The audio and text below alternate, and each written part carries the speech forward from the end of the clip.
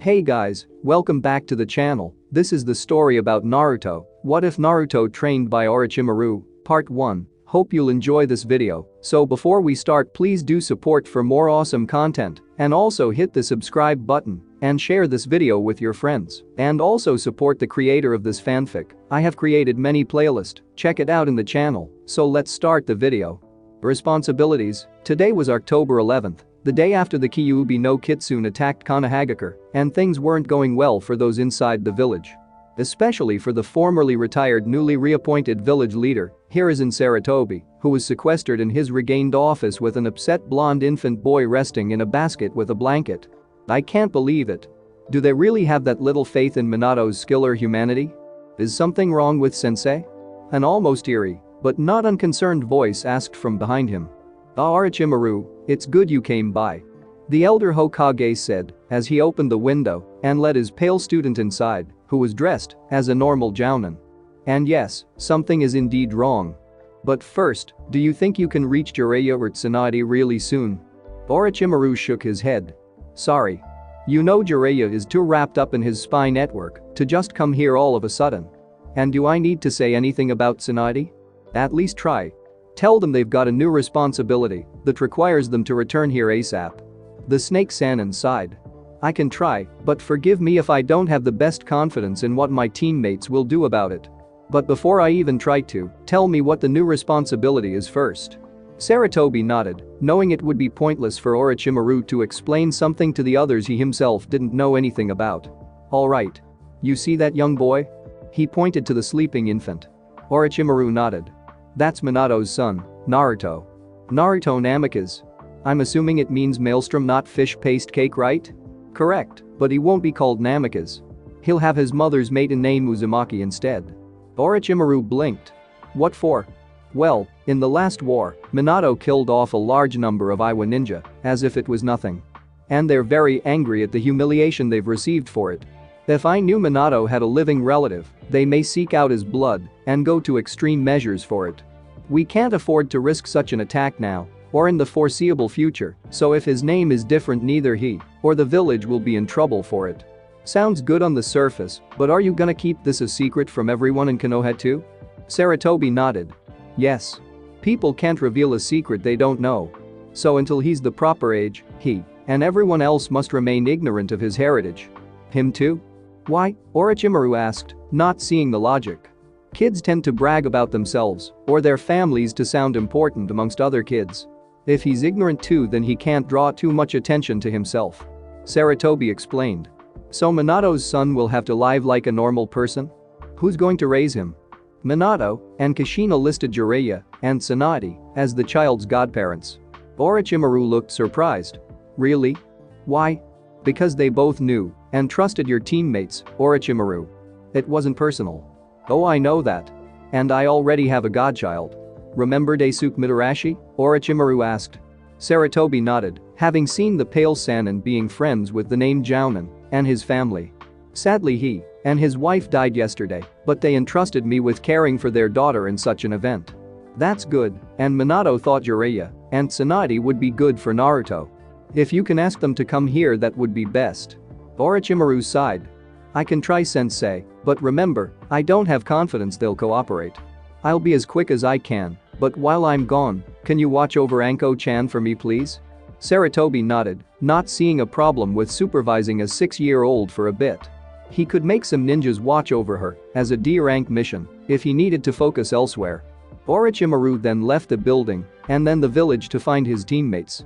They were good at hiding from those looking for them, but since he was their teammate, he would have an easier time than others. But that didn't guarantee anything. 3 days later, Orochimaru returned to the Hokage Tower, empty-handed and alone.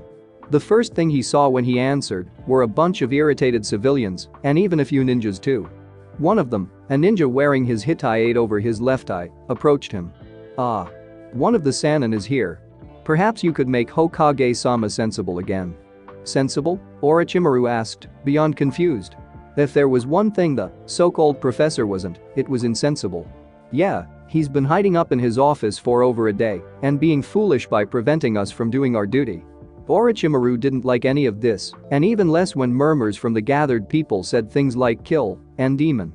As far as he knew, the Kyuubi had already been taken care of, so what was all the commotion about? He didn't say anything, just walked past them. The group let him pass with pleasure, figuring he was going to take care of the problem himself. Orochimaru stopped in front of the door, well aware there had to be a seal to prevent entry. So he summoned a snake and had it slip into the vents that led into the room. "Come to Orochimaru. I'm glad you're back," Sarutobi called out after 3 minutes, knowing only one person would gain his attention with a snake that knew not to attack. The seal briefly gave out, and Orochimaru entered, closing the door quickly so the seal could reactivate before anyone took the opportunity to barge in. As soon as he entered, a young girl with long loose purple hair barreled into him. "Arachi Jason. Thank Kami you're back." She was clearly crying. "What's wrong, Enko-chan?" he asked the sobbing child. He noticed the crib next to the desk, and the infant inside was asleep but didn't look comfortable. And now he could see whisker marks on the boy's face. So many bad people were here, trying to hurt the baby. They said so many bad things about him. They tried to hurt me too. Orochimaru's eyes widened, and he gave his old teacher a look that said, "Please tell me this is not true." Sarutobi's sigh and closing his eyes did nothing to comfort his student. "I'm afraid it's true." Once the council learned what had transpired with Naruto, they ordered his immediate execution.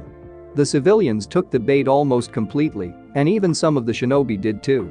Why the fuck would they order that? Orochimaru all but shouted, momentarily forgetting he had a child beside him.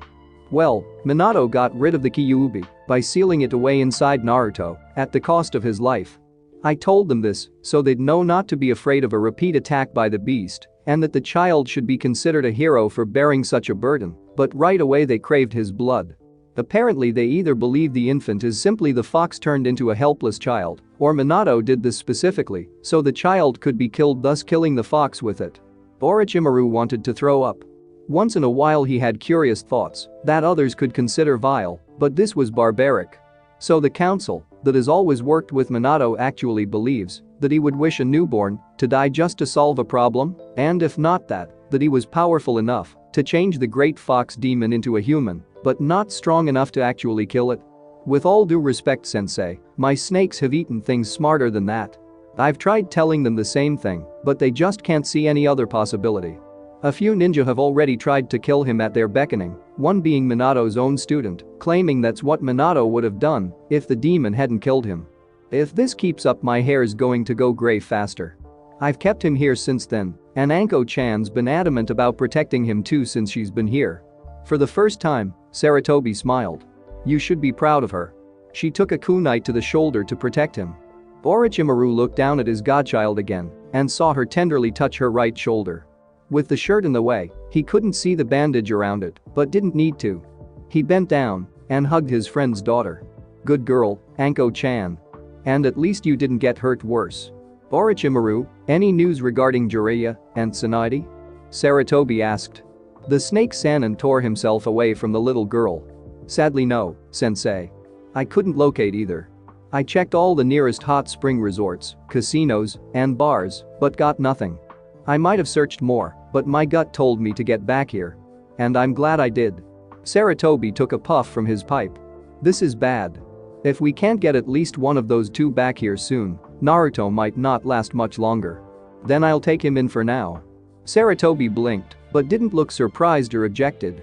But don't you already have Anko-chan to watch over? And you were never officially declared a possible guardian for Naruto. If two Sannins aren't available, then who better than the one that is? Good point. Sandame agreed.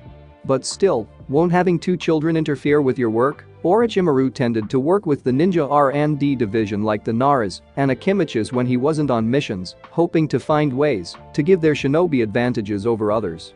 By now some rather unscrupulous ideas and theories had come to mind for him, and he was half willing to try them out to see if they could work. No more than one would. Besides, it won't be permanent. Tsunade may decide she's gone off on her own long enough soon and decide to settle down back here. And sooner or later Jiraiya has to come back to tell you the results of his snooping. I can watch him in the meantime. After all, I don't see anyone else volunteering that won't try to kill him. Sarutobi couldn't argue that point. Very well, Orochimaru. I'll allow you to be Naruto's guardian and caretaker until such time that his designated godparents can do the job instead. Also, I'm creating a few laws for Naruto's protection. No one will be allowed to talk about sealing away the Kyuubi or Naruto's connection to it. So none of the younger generation will be taught anything except that the Kyuubi was beaten by the Yondaime, with the exception of Anko-chan here for obvious reasons. This way, maybe he can live a normal life among his peers. That requires a lot of faith in the people of this village. And if what I saw outside is any sign, this boy's still going to have a hard time fitting in. Especially if the parents tell their children to stay away from him. Orochimaru commented. We'll have to cross that bridge when we come to it and hope he can gain some friends that'll see him for him. Sarutobi said, not sounding as confident as he wanted to, which Orochimaru easily noticed. With nothing else to say, Orochimaru thanked his teacher, grabbed Naruto and Anko, and left the building through the window. No way he was going to walk through that crowd again holding the whiskered infant. He took the two to his small modest home and set up a futon and crib in his guest room. Sorry, but you two will have to share a room for a little bit. Anko nodded. That's okay, Orochi-jisen. I've been sleeping in the office with him and the old man since you left. You aren't going away again so soon, are you? Orochimaru shook his head. No, not until things here get settled for you two. I need to see just how many are going to try to hurt him, and you just because you know him. Again, protecting him was a very good thing to do. Anko smiled. He's cute, especially with those whiskers. I guess he is. I hope that's not the only reason you helped him. Anko shook her head. Nope. I thought he might be able to be that little brother I always wanted. And if he's staying here with me, he really is. Orochimaru smiled. I guess you're right. And, as the big sister, you need to be there to keep him safe if someone tries that again. Try not to get yourself killed though, and get me if things get ugly. 2 years have passed since Naruto was born, and they haven't been pleasant years for him. Even though he was too young to ever remember all of this time, his foster family would never forget it. Everything that happened or almost happened to Naruto, they either softened or took in his place, and while it hurt, in a way it brought them all closer. Tsunade still had not come back to the village or been confirmed seen at that time. Jiraiya had come back a few times to make his reports, but never stayed long enough to actually do anything about his responsibility to Naruto, even see him. At times Orochimaru seriously wondered if the peeping Tom was even aware of it or Naruto. Sarutobi told him otherwise, though a few months ago. I managed to inform him about Minato's son being alive and reminded him of his duty. The Sandaime had explained to his one remaining student. He says he can't simply stop what he's doing since it would take too long to get restarted once he has free time again, and he's onto something potentially vital to Konoha's safety. He doesn't like this, but feels it's best to just let things stay as they are for now. It wasn't that Orochimaru really minded having to care for Naruto, although the frequent feedings and diaper changes in the beginning had been a hassle. Outside that, he liked the boy. The sheer playful innocence of the child was a welcome change to having to deal with shinobi matters all day long, with people that long ago forgot what innocence was. And the youthful curiosity reminded him why he got into R&D in the first place, to help young ninja improve their chances of returning home alive. Over time the concept of lengthening a ninja's lifespan sounded more tempting, and if he ever figured out a promising way, he might try it out. But now it wouldn't be just for his own benefit. Naruto and Anko both helped the Pale Sannin a lot in his personal life. Because of his snake-like appearance and albino-ish complexion, Orochimaru never really had much of a social or romantic life. All of his friends were business friends he occasionally hung out with when off duty. Like his teammates or Anko's parents. So he had basically given up on love or having a family of his own long ago. Having Anko and Naruto around filled the void he figured he'd just tolerate for the rest of his life, and in a way he considered them the children he never had. Anko still called him Jisen though, and Naruto would too when he saw him. One time, as a 1-year-old he hissed instead, making both Orochimaru and Anko laugh a lot. Anko missed her parents, but liked her foster uncle and brother. She was aware that in being with them wasn't intended to be permanent, but decided Naruto was going to be her brother no matter what. She proved it by taking several fists and cuts for defending him, or just by being associated with him. The first few were adults who were arrested for child endangerment, but after the rest learned they encouraged their children. Many were reluctant, especially those that knew Anko before, but not all, so she became victimized all over again. Her only response, better me than a Tauto. Orochimaru was livid about all this.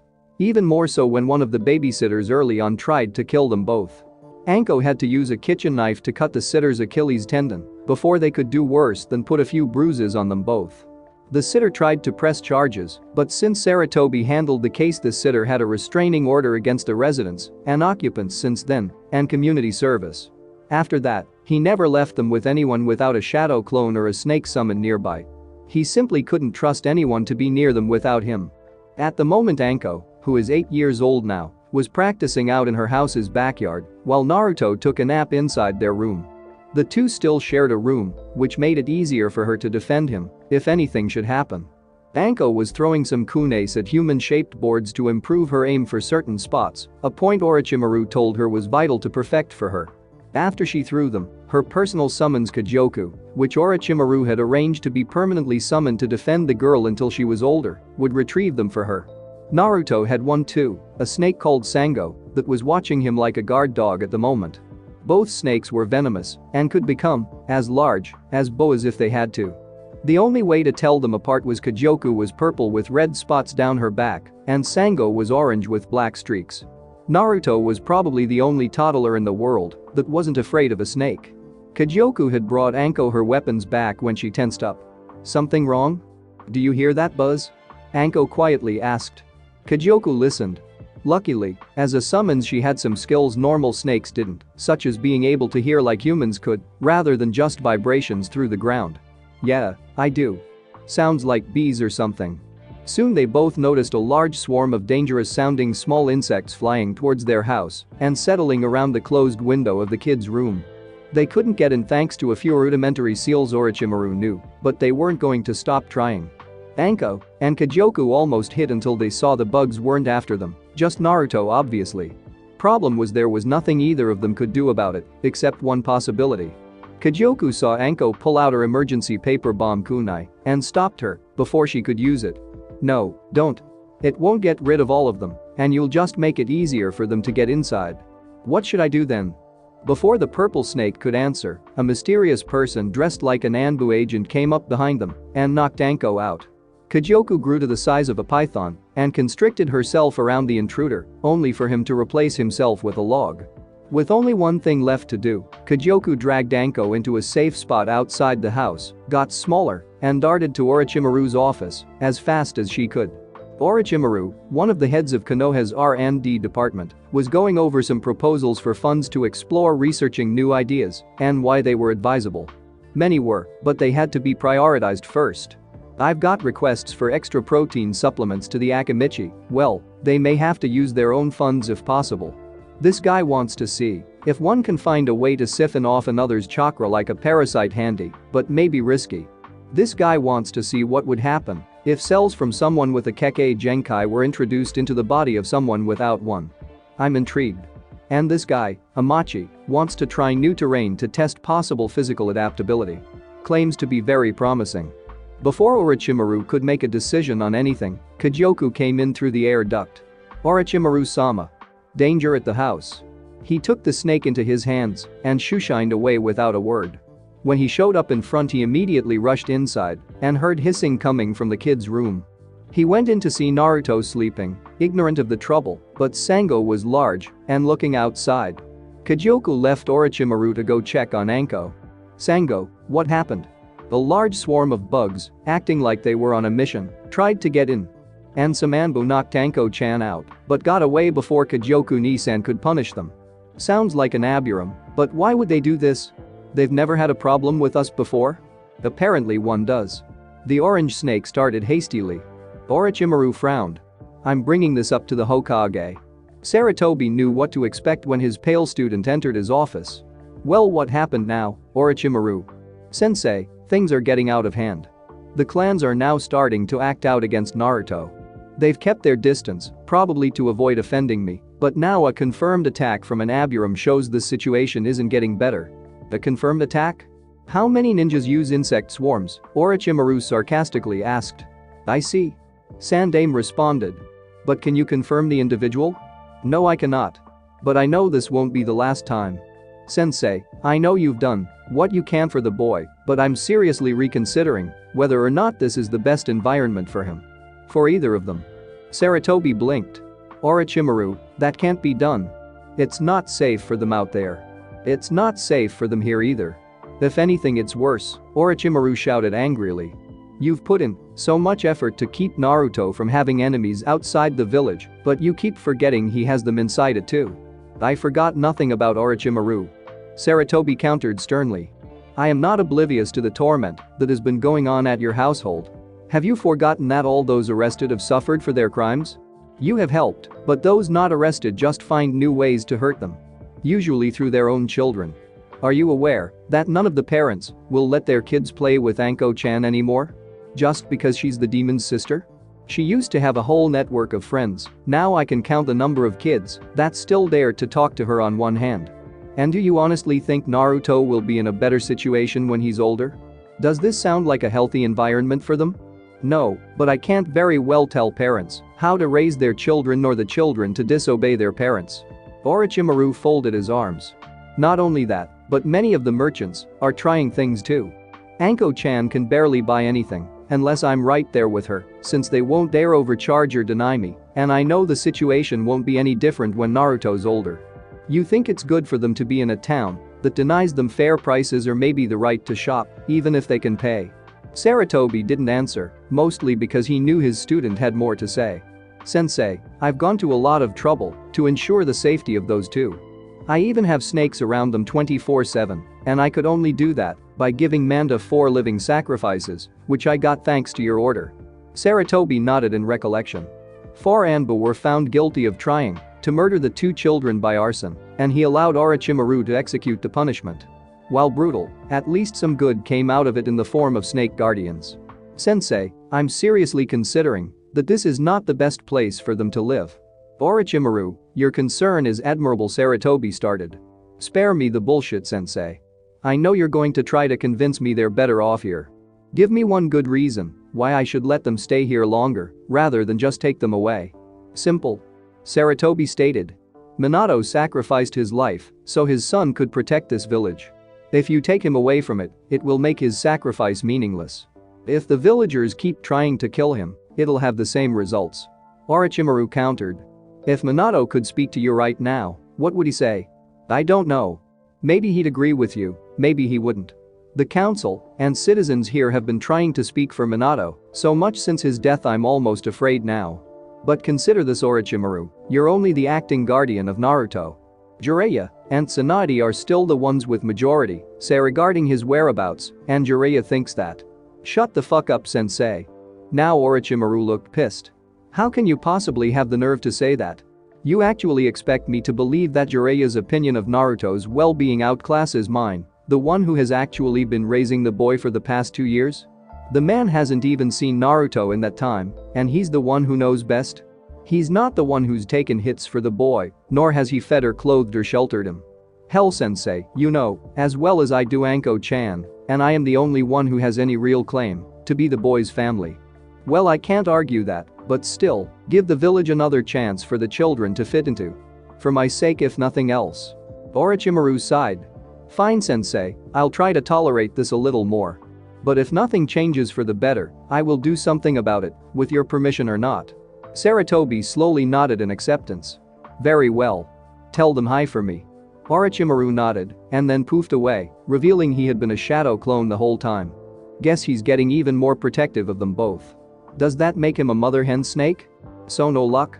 Danzo asked from within his secret chamber. Sorry, Danzo-sama, but the residence is better guarded than previously anticipated. Tauren Aburam, a bug-wielding member of Root, answered. Damn, I figured that a Sannin would make sure his abode would be secure, but apparently he did better than I thought. Danzo mumbled in his head. But I want that tool. If I can't get it by force, maybe I'll have to try a different approach. A few days later, without attacks, Orochimaru had a visitor come to him at his office. Ah, Danzo-san, what brings you here today? Orochimaru had always tried to be civil to the crippled council member, mainly because the Warhick had always supported the R&D department to improve shinobi abilities, but that didn't mean Orochimaru trusted him. After all, this guy had been the only member of the civilian council to not order Naruto's death, and Orochimaru did not believe the man was just being compassionate back then. Well, Orochimaru, I have a proposition for you. You see, I've heard from a colleague of mine that you're experimenting on the introduction of Kekkei Genkai into new hosts. And I've come back. Hold on a second. Orochimaru interrupted. A colleague told you? I haven't discussed that with anyone, and I haven't even approved the start of the experiment. My source must have been the researcher to submit the request then. I was under the impression that it had already been approved. Danzo calmly answered. Orochimaru narrowed his eyes. What goes on here isn't meant to be discussed with those outside to keep our secrets safe. You of all people, Danzo, should know the value of keeping secrets. You have no idea how right you are. Danzo quickly thought. Well, back to what I was saying, I had chanced upon some stored DNA of the Shodai Hokage. And, as you know, your teammate Tsunade Senju is the last known of that bloodline, and it's dormant in females. And she's also reached the age where conception is almost impossible, if not already impossible. A very useful Kekkei Genkai for us could be lost forever unless we seek a new means to keep it going. Orochimaru thought it over. Well, it sounds reasonable, but what if the subject rejects the new DNA? That's what experiments are for. Even so, I have multiple fields to explore, and I can't give funding to them all. Danzo smiled. Tell you what. I'll supply the funds for this project, and we'll use the Mokuton as the trial run. If we can succeed in getting a successful user, then we can someday acquire indefinite amounts of Kekkei Genkai for our village. And in return? Orochimaru asked. Nothing at the moment. How about an IOU? Orochimaru did not like the sound of that. An IOU to this man was like having one to the Yakuza. But the idea he was proposing sounded enticing. Alright, we'll go forward with it. You'll have to supply us with about 3 million ryo up front though, and your IOU must be within reason. Danzo smiled like he got away with murder. Pleasure doing business with you, Orochimaru-san. Let's hope for the best. Another year went by, and things sort of stabilized for the Orochi household. Attacks lessened, but did not stop, and the civilians resorted to angry glares when they saw Naruto and Anko. Orochimaru had made it clear that any attacks would be returned just as badly to the attackers by himself personally, and Saratobi said he had the right to. Anko lost more and more friends because of their parents' prejudices or peer pressure, so now she was down to 2. The first was a girl named Kurenayuhi, whose parents were more open-minded to the Jinchuriki and his situation. The second was an orphan boy named Kabuto Yakushi, recently brought to the village after being found alone in a battlefield, and didn't mind the kids either. Neither were as lively as Anko usually was, but they could keep up with her. Naruto himself didn't have too many friends. It was hard when most parents didn't want to bring their children over. Generally speaking, if Naruto's secret didn't keep them away, his snake guardian scared them off without even trying. Sango didn't like that, but she was sworn to protect him, so she couldn't just leave him vulnerable. And it got tougher after the insect attack, since Orochimaru wouldn't let anyone from a clan enter his house without his personal approval and presence.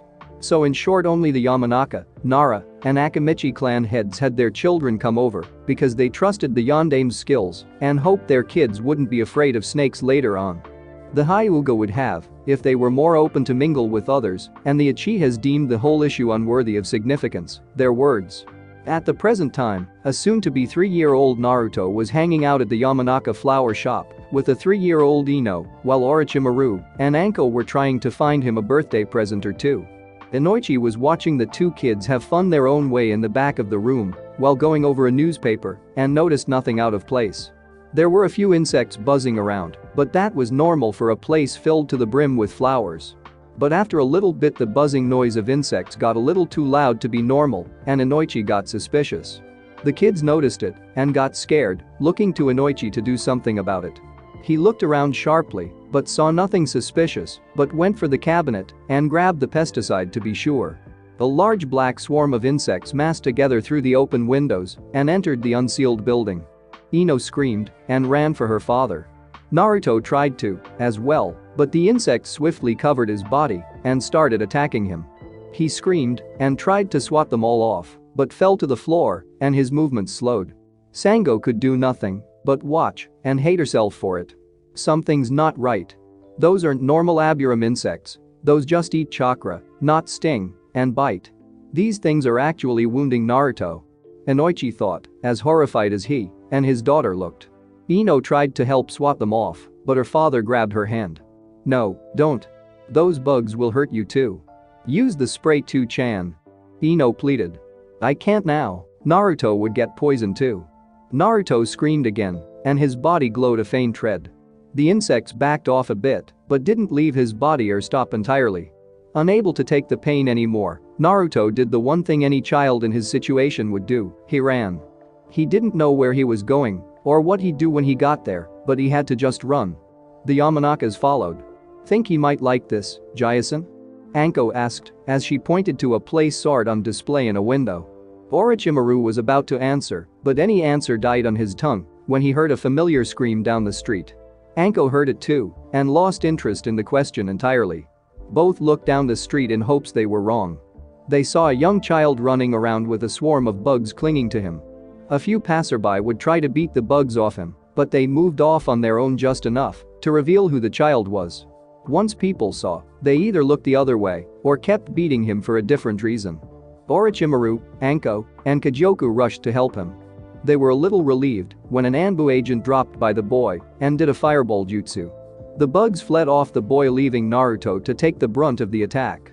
Orochimaru and Anko were horrified by this, and even more so to see that Anbu didn't look repentant or even tempted to put out the flame. Although Orochimaru saw that last part more than Anko did. Orochimaru used a gentle wind jutsu to put out the flame, while Anko yelled at the Anbu, crying in anger. You jerk. You missed it. That depends on where I was aiming.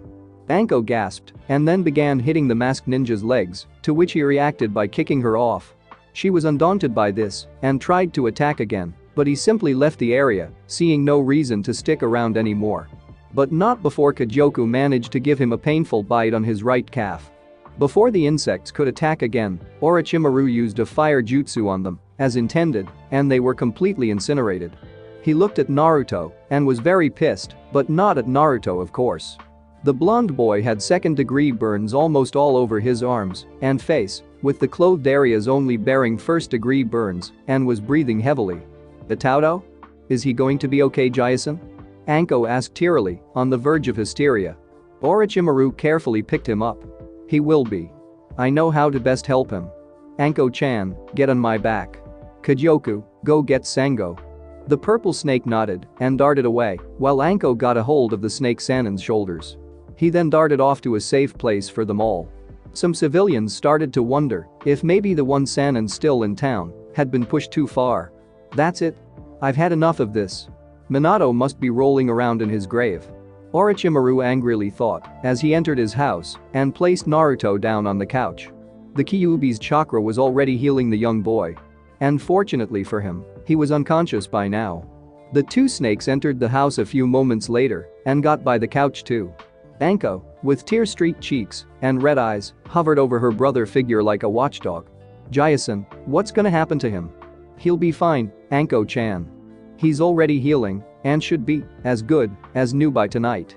What should we do about that bastard that burned him? Anko asked, sounding a little more angry now. Orochimaru never bothered to enforce appropriate language for the kids since they heard offensive things almost daily anyway. We'll see him. And also whoever sent those bugs at him. That wasn't natural either. But first, I've got something bigger in mind. Anko blinked. Like what, Jason? This has gone on for far too long. Sarutobi-sensei can't bargain his way out of this. I'm going to make sure this stops once and for all. The snake Sannin started with hostility and venom and maybe a little glee at the last idea. Anko smiled. Can I help? Absolutely. But we have to act tonight and you can't tell a soul. He told her, to which she nodded.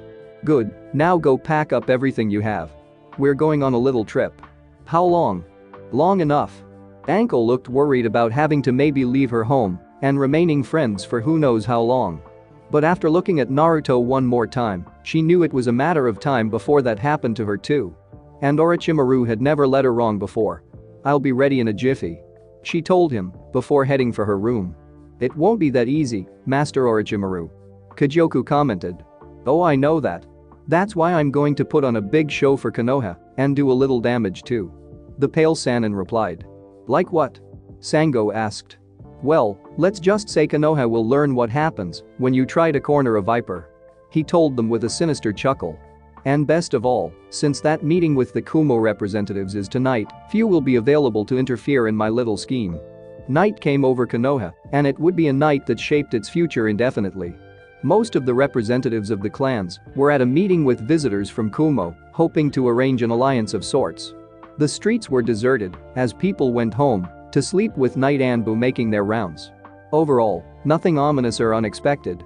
Sarutobi had called a brief break during the long discussion with the foreign ninjas so everyone could stretch their legs and use the restroom if needed. While he himself got a drink from a break room, an Anbu agent approached him.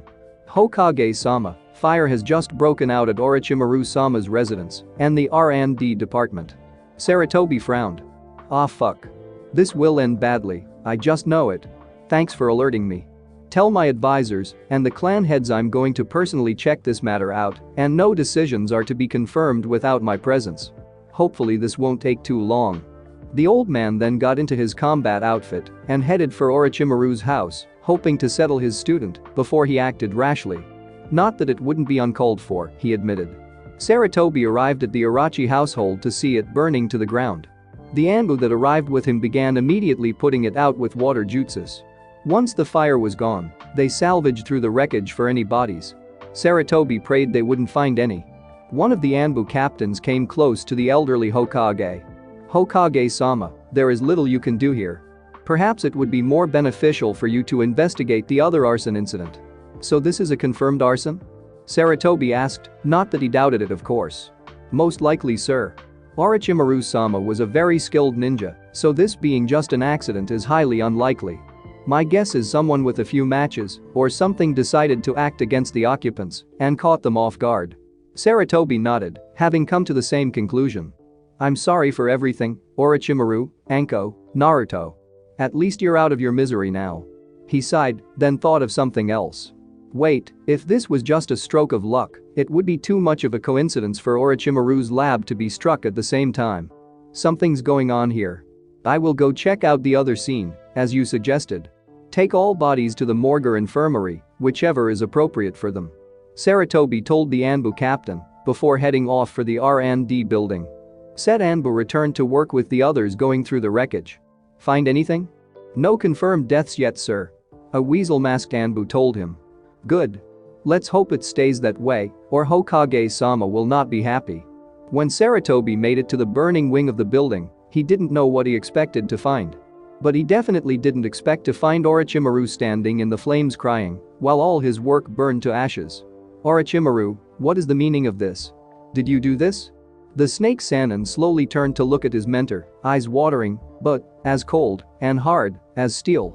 "No, sensei, I have done nothing. It's Konoha that has done all this.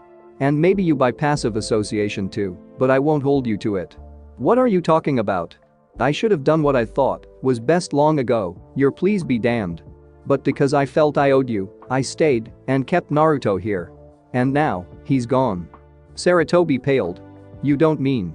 Orochimaru nodded. "Another attack, this time a successful one. Ask the Yamanakas, they saw it too. Naruto was ambushed by some type of insect I've never seen before, making me think the Aburams have others besides their norms, or someone else was framing them. Either way, that combined with someone setting my house on fire, Naruto didn't make it, and Anko-chan got caught in the flames. Not to mention, when all the civilians, and even an Anbu wearing a pig mask saw him, they just added to his pain. I bet Anbu started the fire since he used a fire jutsu on Naruto earlier today." Sarutobi sighed, feeling a wave of remorse and regret. "Orochimaru, I'm sorry for your loss. Spare me the bullshit sentiment, sensei. I've warned you several times this could happen, and you always said no one would go that far. Well, guess what? They did, and my 2 godchildren are dead because you thought it was easier to not get involved more than you did.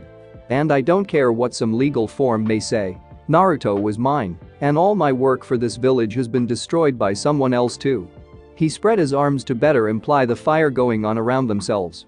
"This is what Konoha has come to? Trying to kill a child and claiming he didn't deserve to even be conceived and attacking those close to him for spite?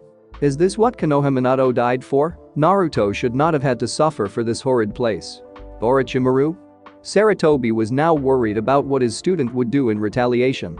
"Sensei, I'm going to take a page out of Tsunade's book and tell them all to fuck off. After tonight, not even you can give me reason to stay here even until the sun rises." I'm wiping my hands off Konoha, as of now.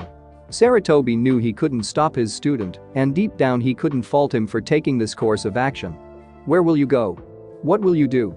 For the first time in this entire discussion, Orochimaru grinned. People can't tell a secret they don't know, eh sensei? If I don't know, I'll be forced to put you in the bingo book as a missing nin. Orochimaru scoffed. Like you did with Tsunade? The slug Sannin and her apprentice were probably the only registered ninja under Konoha that were not contained within the city and not classified as missing ninja. Jiraiya wasn't classified that way because he was gone regularly for business in Tsunade's case, just leisure or apathy, maybe both, but she wasn't listed in the book. Tsunade is no threat to us. With you in this emotional state I can't promise anything. Sarutobi replied sternly. I will not ally myself with any enemy village sensei, but neither will I ally myself with this one anymore. So what are you going to do? Just wander around and wait to die? Oh, I'm in no hurry for death, never have been. But I'll find something to do to occupy myself. But it's none of your business, sensei. Now if you'll excuse me, I'll get a little too hot in here. Orochimaru said before shoo-shining away. Sarutobi did the same, and the building continued to burn until Anbu arrived to put it out. Before the meeting with Kumo could resume, Sarutobi called the whole council together. Tonight, Naruto Uzumaki has been killed by some unknown arsonist. A few cheers from over half the council made him pause and flare up his kai to silence them. And because of that, and the reaction I just witnessed, Orochimaru has cut all ties to the village. He can't do that. We need him here. A random civilian shouted. Sarutobi glared some more. Maybe you should have thought of that before encouraging all that mistreatment amongst the kids in his care.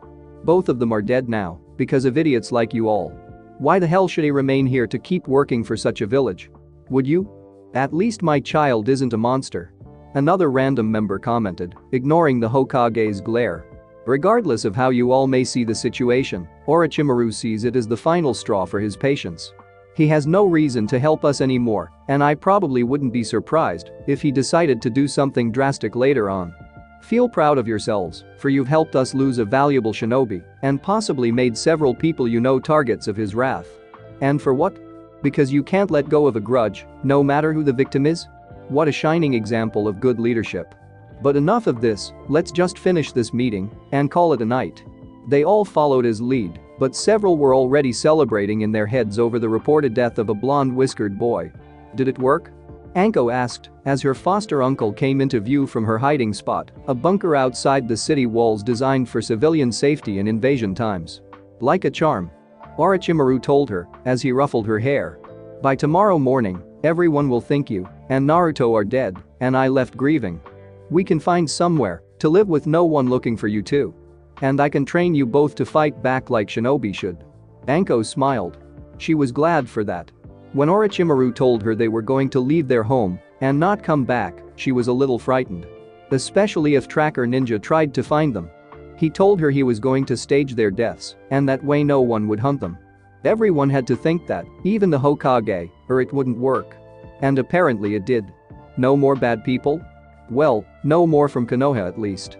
There are still enemies outside, but they won't attack as much. Orochimaru-sama, is it true we can't go back? A young boy with white hair asked. Well, you could, but where would you go, Kabuto-kun? Orochimaru found the boy in the lab before the fire had started to attract Sarutobi. Apparently the boy had been the subject of a few experiences Danzo had been doing without Orochimaru's knowledge. He wasn't supposed to even be involved, but Danzo had his own agenda, and damn those that didn't go along with it. He had been trying to create many Kekkei Genkais, with just the Mokuton tests being a cover front. According to the results Orochimaru saw tonight, most subjects died, but 2 young boys and 1 girl survived. One was about Anko's age named Yamato, and he was a success in acquiring the Mokuton, and the only one at that. Kabuto had been the second boy and the subject of better than normal healing experiments, and they seemed to work too. The girl had been Kurenai, who had not been tested on yet, but had been selected since she was Anko's friend. Her parents were killed 2 days ago, making her an orphan now. And according to the results, a second lab had been doing similar work under Danzo's orders, masked as Orochimaru's approval, in the land of the sea, being headed by a researcher Orochimaru knew named Amachi. And he had some successes too. Orochimaru, already unnerved by the horrible treatment done to Naruto and Anko, became even more upset when this was revealed to him. His work was being usurped from him under the guise of his own approval, making it look like it was all his idea. There might have been a time he would do it, but he was in no mood for it now. So he took the kids to a safe place, went back, and set fire to the lab to destroy his notes, ensuring no one else could misuse his work, and waited for Sarutobi to show up and act his part. He lied about Naruto and Anko's death to ensure no one else would follow him, believing him to have left in grief rather than protecting the children. Back at the present, Orochimaru let everyone who had been hiding come back outside. If you want to go back to Kabuto-kun you can, as long as you swear not to say a word about tonight. Same for you, Kurenai-chan. The bespectacled boy sighed wearily. No, that's alright, Orochimaru-sama. I don't have any family there, so what do I have to go back to? Kurenai tearily nodded. Yeah, me too. Where will we go? Anko asked. Kyoku settled on her shoulders to hear this, while Sango did the same with Naruto. Yamato looked at the snakes wide-eyed, afraid they would bite. First, we're going to settle some business in the land of the sea with someone misusing my work. And then we'll go somewhere I know no one we can't trust will find us there. Where? Naruto asked. I'll tell you later. Not a good idea to say too much near here, and we should get out of here. Orochimaru answered. With no other words, he picked up Naruto and placed him on his back. Kyoku got larger and led Anko and Kurenai ride her, with Sango doing the same for Kabuto and Yamato. They started running or slithering away from Konoha, not sure when or if they'd ever see that village again. Orochimaru also created several shadow clones and had them run in several directions with extra summoned snakes to tag along, making it that much harder for anyone to find them. An hour later the kids had fallen asleep and everyone on the move slowed down a little to not disturb them too much. Kyoku stopped completely though and turned her head around. Orochimaru, I smell someone coming up from behind. The pale Sannin placed Naruto on Sango's back, getting ready to fight.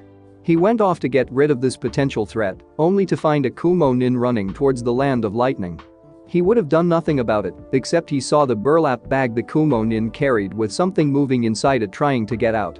Remembering the meeting that had been going on, he suspected something foul and intercepted the ninja. That had better not be what I think you have in there. None of your business, freak. The Kumo ninja told him bitterly. Orochimaru pulled out Kusanagi and stabbed the man before he could get away. He then took the bag and opened it to find a bruised and crying little girl with white eyes. So, did you decide on your own to kidnap a child, or were you ordered to? Fuck you. The Kumo nin answered, coughing up some blood. Orochimaru kicked his head, snapping his neck, then held the crying hurt girl. Don't worry, you're safe now. I'm Orochimaru. What's your name? Hi Hinata. Well Hinata-chan, want me to have someone take you home? He asked and got worried when she looked even more frightened and shook her head no fiercely. Why? What's wrong? Everyone there is bad. Akasan was good, but now gone. Everyone else hates me. Don't want to go back. Please don't make me. She broke down after that and wept into his chest. Orochimaru then noticed that some of the bruises weren't as fresh as others, meaning she had been hurt before the kidnapping. I can't believe it. It sounds like some of the Hyuga like to beat up their own rather than just Naruto. That place keeps getting worse and worse. He calmed himself before he spoke to avoid upsetting Hinata. Don't worry, you'll stay with us in the meantime. We're going to find a home where bad things like that don't happen to kids like you. She gasped and hugged him. Thank you, thank you, thank you. No sweat. Now, get some rest and we can get out of here, far away from Konoha. He then looked at the dead Kumo shinobi. But first, a little something for whoever told him to do this. When the dead Kumo nin was found a few days later, it looked like a rock slide had happened and crushed him. The wound from a blade looked to be done by accident in the fall. Hinata's body couldn't be found, but the bag was found snagged on a branch in a river downstream, implying her body was lost at sea. And since the death appeared to be an act of kami rather than caused by Konoha, Kumo couldn't make a demand for a Hyuga death, sparing his Ashi. The Hyugas were grateful, but spared no time or effort to confirm Hinata's death. After a long run and a boat ride from the southern edge of Land of Fire's coastline, Orochimaru and his charges had reached the Land of the Sea. He himself had set up a lab there to attempt some things away from Konoha to ensure some secrets didn't leak out in case of spies, plus some direct access to aquatic resources helped. He hadn't been there in years, so another researcher named Amachi had been running it in the meanwhile. Is this where we're gonna stay, Jason? Anko asked as she got out of the boat. Orochimaru shook his head. Can't. This would be one of the first places they'd check for me. We're here to see just what was done while I was away. Then we'll head for our new home. Where is that? Kurenai asked. I told you I'd tell you when we get there. Everyone got off the boat. Orochimaru and the two snakes led the 5 kids towards the hidden lab built by the shore, designed to look like a rundown building no one ever cared to renovate. At least on the surface, inside it was everything a laboratory was supposed to be. Orochimaru had made it that way himself, using the old hiding in plain sight principle to make it so unlikely to be bothered with. And even if someone did bother to try and sneak inside, there were workers already inside who could get rid of them. Orochimaru led everyone inside while carrying Hinata.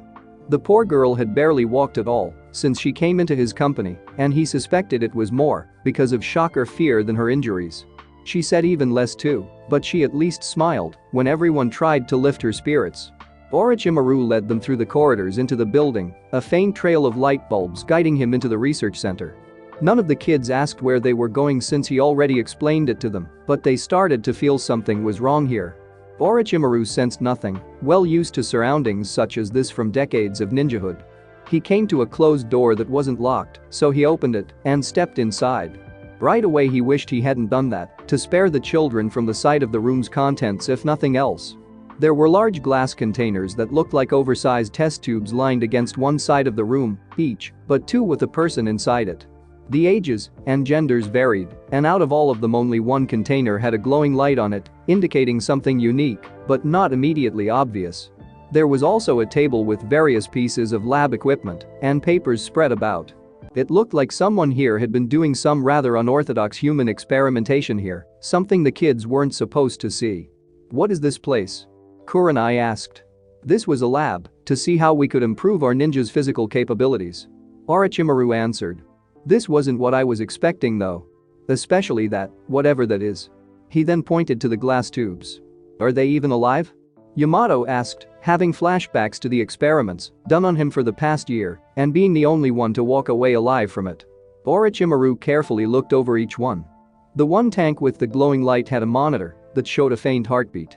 He then noticed all the tanks had monitors too, but this one was the only one actually working. And judging by the size of the person inside, the test subject was a very young child, making the pale Sanin uneasy. This one is. I'm going to get her out of there. He checked everywhere for a latch of some kind and found one near the top of the tank. He pulled it, and the liquid inside the container drained out, letting the captive inside sink to the bottom. Once it was drained, the glass casing opened up, and Orochimaru pulled the small person out onto the floor. This test subject was indeed a young child, a girl close to Naruto, and Hinata's age who couldn't possibly be more than half a year older at most.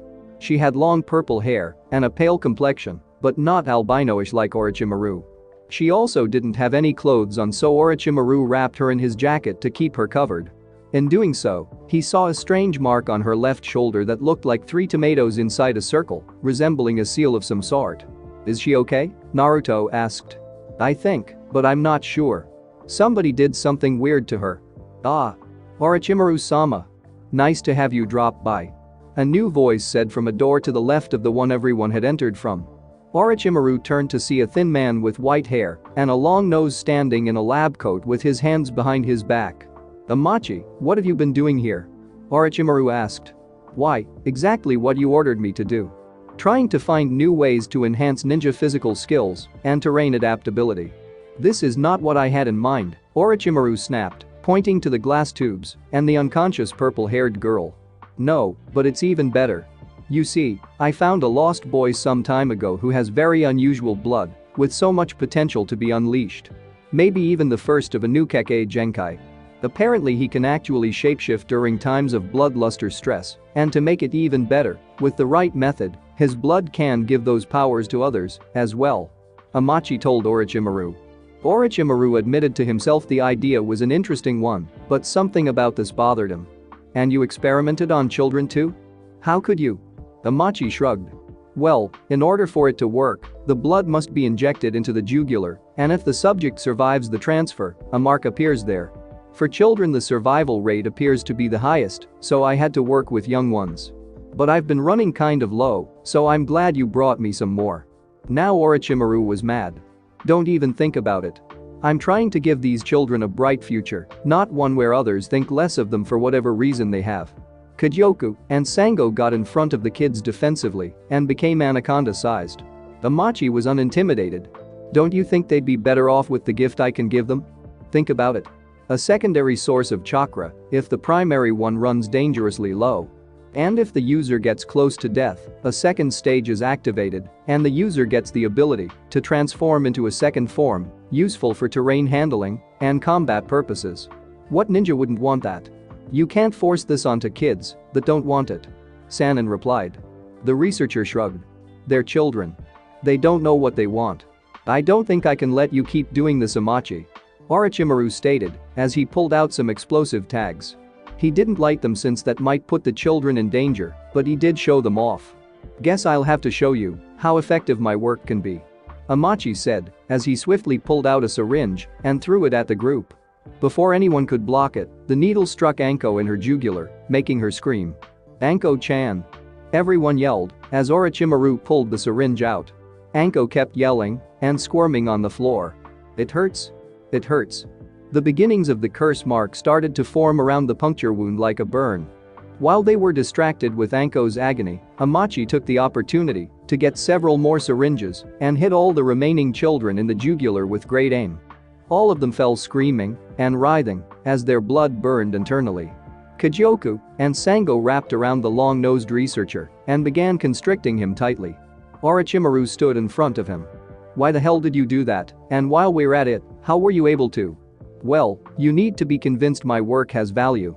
As for how, well, I guess you and your snake friends were just too slow to do anything about it. Forgive us, Orochimaru-sama. We were more focused on Anko-chan than the others for that brief moment. Sango said regretfully. I was at fault too for that. Amachi, tell me you have an antidote for this. Amachi tried to hold in a laugh, but failed and laughed loudly. Now why the hell would I create an antidote for a power-up? What do you think I am? Stupid? Orochimaru was really disgusted with this man. Long ago, he thought he was rather insightful and quite possibly capable of opening new frontiers for Konoha's ninjas. Apparently that was true, but he used it for the wrong reasons. Had he been doing this to willing subjects or adults, Orochimaru might not have minded too much. In time he would have probably used this procedure to give the village's shinobi an extra edge against their enemies. But the Sannin had several children under his care, and anybody who tried to hurt them was automatically an enemy. Kyoku, Sango, finish him off. The two snakes hissed happily and tightened their grip on him more and more until he was crushed thinner than a used-up toothpaste tube.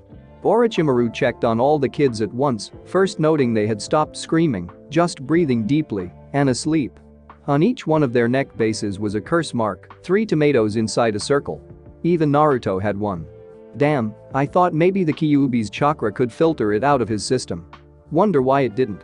Truth was, at this point of time all the Kyuubi's chakra could do for Naruto was heal physical wounds and nothing more. That would change as he got older, but for now to do more would be dangerous to his health. So the curse mark was there to stay. Orochimaru felt there was only one thing he could do here. With the two snakes' help, he pulled all the children, even the extra girl, back outside and went in to recover any info regarding this curse mark before setting the place on fire with explosive tags. He didn't see any of Amachi's assistants inside, and while that bothered him, he figured it was probably for the best. Less trouble to deal with. He then got them back on the boat and headed back for the mainland. Night came, and Anko was the first to recover, sitting upright around a campfire. She looked around to see Orochimaru sitting on a log watching over them all with Kyoku and Sango, and also the new girl who seemed to be awake already. What happened, Jason? It's a long story about Anko-chan. I'll tell you when the others wake up too, so I don't have to repeat it. Orochimaru told her, then offered her a piece of dango he bought in the last town. Want some? She eagerly took it, but ate slowly. Hi, I'm Isaribi. The new girl said to Anko. Sorry you had to get the seal too. Seal? Anko asked, then her eyes darted to the mark on the other purple-headed girl's shoulder. Anko tenderly touched her shoulder and felt the flesh was soft and painful to touch, making her pull her fingers back and wince. What happened to me? Orochimaru sighed. I'm sorry Anko-chan, But that man gave you something bad, and I don't know how to get rid of it. How bad? Bad enough that some people could call you a monster for it. Anko shrugged. They already do that. What else is new? Well, according to what I've been reading, this mark gives you a chakra boost when you run low, but it means you're more likely to act violently when that happens. And there's a second stage involved, if you almost die, giving you the ability to transform into some kind of creature when you need to. Orochimaru explained. Anko blinked in surprise. And there's nothing you can do about it? He shook his head. Maybe I can get Jiraiya to seal its effects, but I haven't seen him in years, so I can't promise that. Anko then looked over at Naruto and the others, who started showing signs of waking up soon. Then I'll use it to defend my Atauto. If I'm stuck with this, I might as well give it a good use. Anko-chan, I wouldn't. Orochimaru started to protest, then thought it over and slowly nodded. If that's what you want. The others woke up and Orochimaru explained to them what happened and what they involuntarily acquired. Not surprisingly, they were unhappy, but they had the same thoughts about it as Anko did. Orochimaru hoped that they wouldn't come to regret this later on. About 3 weeks after leaving Konoha, Orochimaru had finally reached his destination, a hidden underground chamber in the land of rice paddies. In that time he had kept a careful eye on all the children with him, still upset at what had happened to them in the land of the sea. The only reason it happened at all was because he hadn't been expecting it the first time, and he was occupied the next time. Another reason might be that the syringes Amachi used were designed like senbon needles more than standard syringes with automatic injection features built in, and he did always have great aim when it came to projectiles. Orochimaru cursed himself, wishing he had only been more prepared for the long-nosed researcher to actually try something. But he wasn't, and now all the kids in his care might suffer from it. So far he hadn't seen anything negative from what he dubbed the curse mark outside an occasional brief flash of pain. He wondered if that was meant to encourage the person to use it, or just a nasty side effect. The scroll with all the info regarding it didn't say much about it.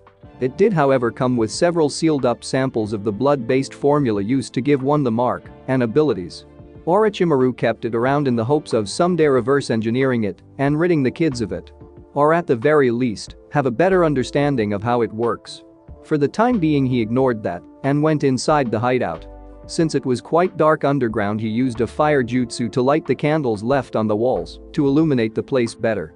This place reminds me of those haunted houses you see in movies. Kabuto stated. Why did we come here? Kurenai asked, eyes darting around as if looking for something.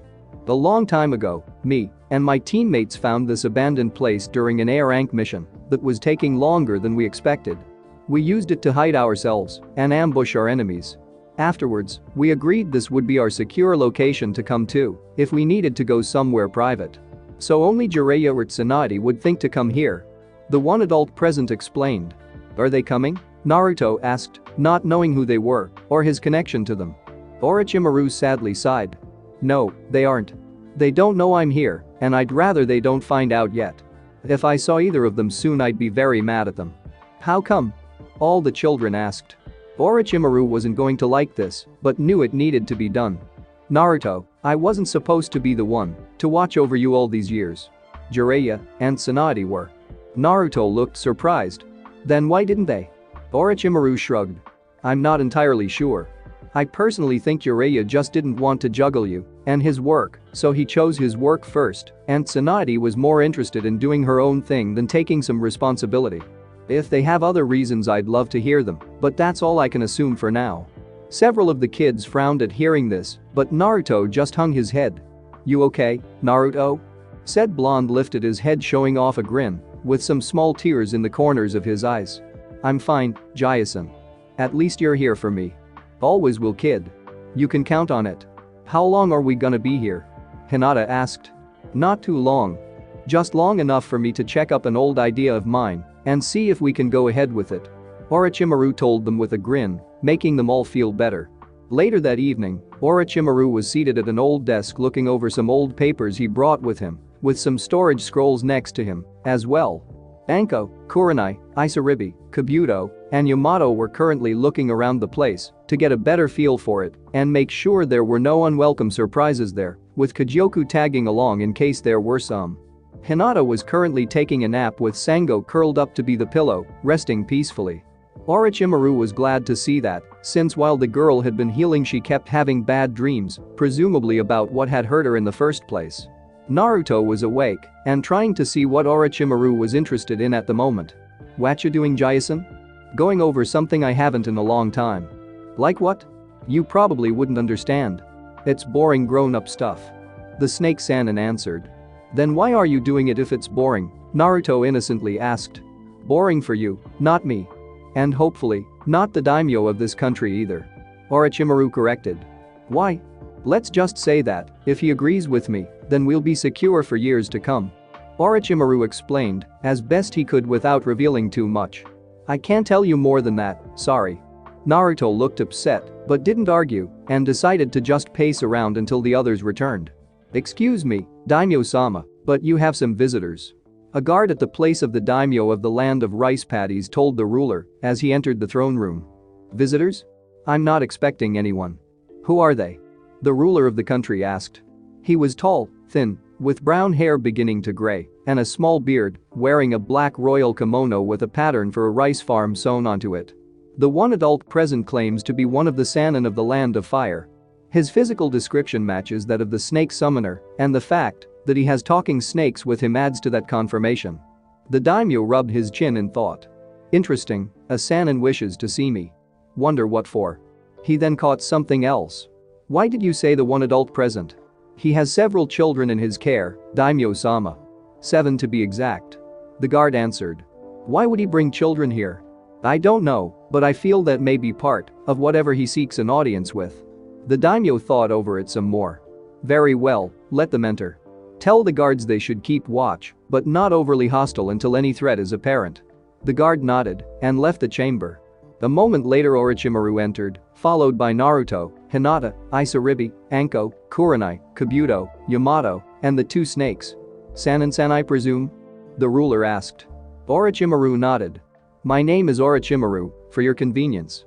If you don't mind, may I ask for you to remove your summons, as they may be viewed as a threat here." Orochimaru shook his head. "That is a non-negotiable, Daimyo-sama. These 2 are here to protect my 2 godchildren and their friends, and I'm not getting rid of their security while in new territory. As long as nobody moves to strike these children, you have nothing to fear from these 2 serpents." The daimyo seemed reluctant, but later nodded. "With that out of the way, to what do I owe the pleasure of this visit from one of the most esteemed shinobi in the known world? To be direct, I wish to start a hidden village here." The ruler flinched in surprise, never expecting to hear something like that. "A hidden village? Here? Don't get me wrong. I've been hoping to get one started myself, so all the shinobi clans here have a place to live and practice their art. But why would you be interested in such a thing? Especially considering the Sannin are connected to Konoha and the Land of Fire? I've wiped my hands off that place and wish to have a new home for those in my care. Konoha is not fit for them. And since I'm more familiar with this country than any other, besides Land of Fire obviously, I could easily call this one my next home. Also, I don't think I could join a hidden village that already exists without alerting Konoha to my presence and thus undoing all my efforts to guard these kids." Orochimaru explained. The daimyo looked confused. "You make it sound like Konoha is a threat to these kids. I find that hard to believe." Orochimaru gave a brief look over to the kids, who looked up at him, staying silent, as they had been told to do. He then turned back to the ruler of the country. "Daimyo-sama, what would you do if I told you each one of these children, to some degree, some more than others, had their human rights violated?" The daimyo looked mortified. "Violated? Someone would do such a thing to children?" He then took a deep breath and closed his eyes, recompassing himself, before opening them again and clasping his hands together. "You have my attention. Now explain." Orochimaru grinned lightly, but then lost it as he began his story. "Well, to start off lightly, a man named Danzo that I knew back in Konoha helped fund research to improve shinobi abilities. Apparently that was a front for involuntarily subjecting orphans and even kids with families, if he could get away with it, to tests and attempts to give them Kekkei Genkais. Most did not survive, but I have 3 survivors here with me." Kabuto and Yamato raised their hands to indicate themselves, but Kurenai did not. He patted her on the shoulder though. "This girl here so far was not actually used yet, but next in line for a test. As far as we can tell, that is. It is possible he may have done something to her and she blocked out the memory." Kurenai looked frightened now. Orochimaru then got behind Isaribi. This girl here was kept captive inside a glass tube in an island lab, where a man I once thought of as a respectable colleague did the same thing as Danzo, just more specialized. Making me suspect the two were in cahoots. Anyway, he forced a potentially lethal ability onto her and did the same with all the children here. I wasn't expecting him to do something like that, so I couldn't react quick enough to stop him. Pardon me, Orochimaru-sama. The daimyo interjected. Are you telling me all these children had a Kekkei Genkai forced onto them? The Sana nodded. How bad is this Kekkei Genkai that's gotten you worked up? According to what I've looked over, it's not entirely without benefit, but also not without cost. Once acquired, the victim is in a lot of pain for several days, with the majority of the pain lasting only 4 minutes. After that, it's more like a pulled muscle that won't let you forget it's there. And it sort of enhances one's berserker tendencies when in a tight spot, meaning they may put themselves in unnecessarily risky situations. The daimyo thought it over. Is that the worst of this? Because, forgive me if I'm wrong, this doesn't sound as tragic as you make it out to be. The older kids frowned at hearing this, but Orochimaru held out his arms. Settle down, guys, he doesn't know the whole story yet. He then turned to look at the daimyo again. Well, onto a larger issue. Before I drop a bombshell, this girl here, indicating Hinata, was kidnapped from her home at night, and for some reason village security couldn't stop it. He suspected that it was his fault for setting 2 fires that night. I rescued her and found signs of physical abuse from before the kidnapping took place. She doesn't like to talk about it, but from what I've heard her family is full of child beaters. The daimyo silently gasped and looked to Hinata for confirmation or denial. Her frightened, crying face trying to hide in the adult's legs said enough for him. And what else? You indicated something worse. Orochimaru sighed.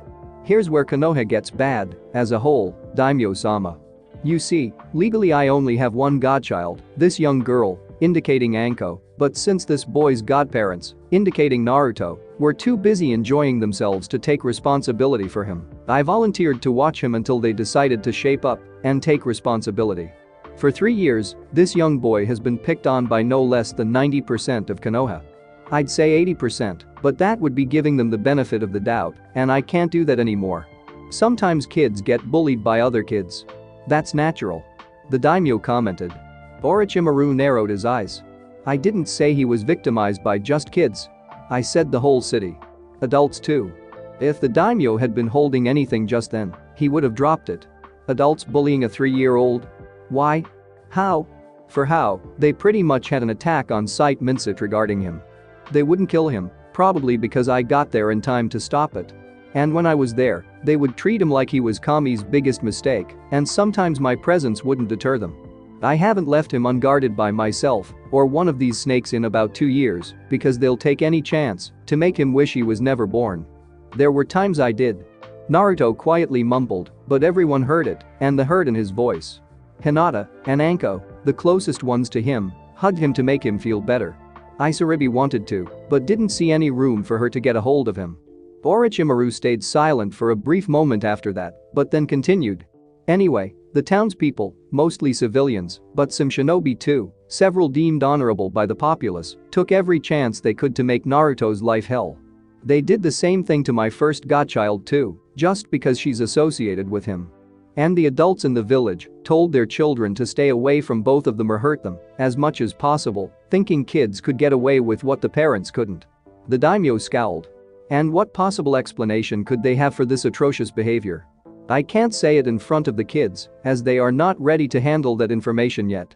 Orochimaru told him, then turned to the kids. If you all would like to go outside and see the courtyards for a moment, you can now. They thanked him and went outside, with Kyoku and Sango following. Before Orochimaru could speak up, the daimyo did. On second thought, it doesn't matter. There is no excuse good enough to justify what you've just told me. Daimyo-sama, what I'm about to say is Konoha's deepest secret, one that's illegal to talk about. But since I'm not a Konoha nin anymore, their laws don't apply to me, so I can tell you, and the kids when they can handle it. You see, our previous Hokage sealed the rampaging Kyuubi no Kitsune inside the blonde boy, and almost everyone holds him accountable for what the fox did 3 years ago. The daimyo's hands trembled in rage, and then he stood up and called for a messenger. Inform everyone that we will no longer hire Konoha shinobi for any work. If they ask why, tell them I've reason to question their rationality and say no more on the subject." The messenger nodded and left. "So you'll help us?" Orochimaru asked. "Tell me more about your proposal for a new hidden village," the daimyo said with a grin. Thanks for watching my video. Leave a like if you enjoyed my video and also do consider subscribing to my channel for more awesome content. If you want the next part of this story, let me know in the comment box. See you next time. Till then, sayonara.